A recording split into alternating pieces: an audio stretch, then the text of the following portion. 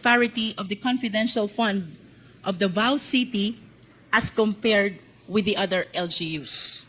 We have on the screen Cebu City, 7.38, City of Manila, 120 million, Makati City, 240 million, Quezon City, 75 million, while Davao, it skyrocketed to 460 million. Davao City, I believe, is no less than the Vice President. And I wish to state for the record as well that the confidential fund that we're discussing about the OVP last quarter of 2022 and the first 3 quarters of 2023, the one in disposal is no less than our Vice President as well. Paying 50,000 each from February to September 2023 when she was with Hope for the Health Orchestrate Positive Learning, a DepEd project. She believes it could be to influence her decision as Hope. Your response po? Dapat siguro kung mag-akusa siya ng ganyan, dapat may papel siya. Tulad ng ako, pag inaakusahan ako, pag sumasagot ako, binibigyan ko yung papel. Gloria Mercado is a disgruntled former employee of the Department of Education. She was let go because of loss of trust and confidence sa Office of the Secretary. Una niyang ginawa, well, hindi ko alam kung ano na una, pero nakastrike po siya sa akin. Ang una niyang ginawa, nag-solicit siya ng 16 million pesos sa isang kumpanya on paper using my name without any authorization from the Department of Education. Ibigay ni JC sa inyo mamaya yung papel. Kalagay ko. Pangalawa, noong nag-school visit ako sa Cebu, merong lumapit sa akin na teacher. Sabi niya sa akin, Inday Sara, masakit sa loob namin na mga teachers kami na nasa field.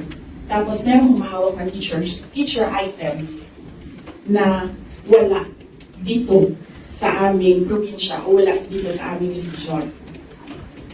So, pinakwento ko siya. Iyon naman yung purpose ng aking mga school visits ko sa iba't ibang lugar naman sa akin. Sabi ko, one-on-one tayo, kwento mo lahat sa akin. And then it turned out, ang HR mismo ng Department of Education, our Undersecretary, took a teacher item from Region 7, nilagay niya sa central office for a non-teaching task. Ginawa niyang executive assistant niya. Ang apelido ng Villan, meron niyang paper trail. So, nung bumalik ako sa central office, kanina po pinag-usapan natin that under Section 16 of the Local Government Code, ang mandato ng LGU is to promote peace and order. And that justifies kung bakit ang mga LGUs ay mayroong confidential fund. Now, I wish to share this slide showing the LGUs which have the huge or the biggest number of confidential fund.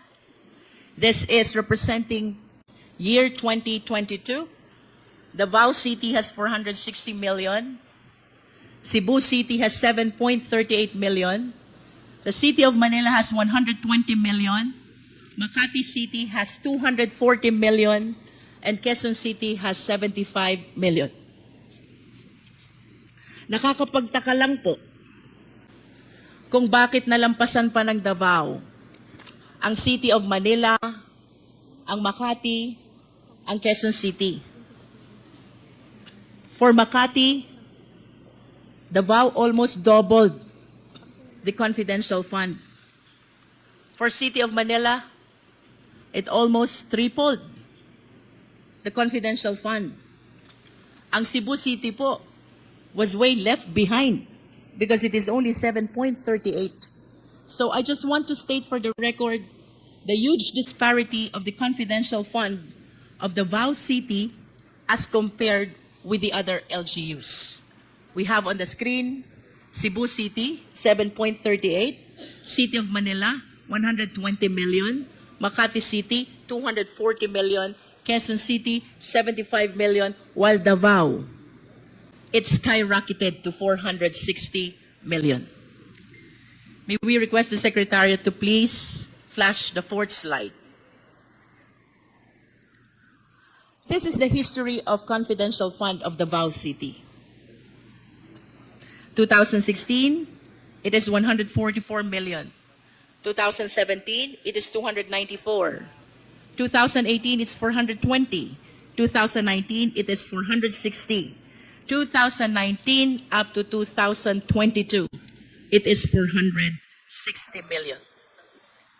I just wish to state for the record, Mr. Chair, that while we acknowledge that the LGU is entitled to confidential fund because under Section 16 of the Local Government Code, bahagi po ng mandato nila is the promotion of peace and order. I just wish to state for the record that during this time, 2018 to 2022, the mayor of Davao City, I believe, is no less than the vice president. And I wish to state for the record as well that the confidential fund that we're discussing about the OVP last quarter of 2022 and the first 3 quarters of 2023, the one in disposal is no less than our vice president as well. I wish to express I wish to lament that it seems to us that the confidential fund is being used comfortably. We have to emphasize that it is addressing a very important reason, and that is the promotion of peace and order, conduct of surveillance activities, including matters concerning national security. And if this is the case, Mr. Chair, I believe that the COA has to be very strict concerning the very loose, the very light, and the very few requirements which are being imposed in procurement and even liquidation of confidential funds. What I wish to point out, Mr. Chair, maluwag tayo sa confidential fund because we give value to matters concerning peace and order and national security. However, Mr. Chair, I observed na ito pong kaluagan na ito ay nagiging dahilan kung bakit ang COA ngayon are issuing the notice of disallowance and even this Congress is prompted to conduct. I remember during the last hearing, tinanong po ito ni Honorable Marcoleta. He was saying that the other agencies and even the other LGUs have confidential fund as well. Tama po, Attorney? Tama po, Mr. You remember Chair. that? Yes, Mr. He Chair. made a manifestation that even the other agencies of the government and the LGUs have confidential fund. And I wish to share the second slide to our committee. That is the basis of the confidential fund of the LGU. And tantamount to saying that it is true that even the LGUs have confidential fund. This is DILG Memorandum Circular 2022-118 and the JMC 2015-01. Tama po ba ito, Attorney Camora? Tama po, Madam. Mr. Chair. And you will agree with me also that under Section 16 of the Local Government Code, kasama po sa mandate ng LGU is to promote and maintain peace and order. I think the lawyers will agree. The lawyers from the DILG. I understand you're from COA. Yes, Mr. Chair. So let me share this information that under Section 16 of the Local Government Code, bahagi po ng mandate ng LGUs, Local Government Unit, is to promote and maintain peace and order. And this justifies kung bakit mayroong confidential fund ang mga LGUs. Tama po ba, Attorney? Yes, Mr. Chair. Now let's go to the mandate of the OVP. Kasama po ba sa mandato ng OVP ang promotion ng peace and order, conduct of surveillance activity, and national security? May I ask po yung OVP team, mas knowledgeable po sila sa mandates. OVP team, please.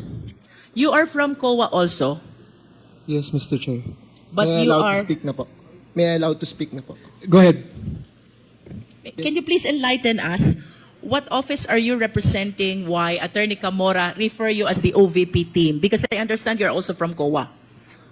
I'm the audit team leader of the Office of the Vice Presidents for the audit of the regular funds. Audit team leader of the OVP with respect to regular funds. But I'm talking about confidential funds.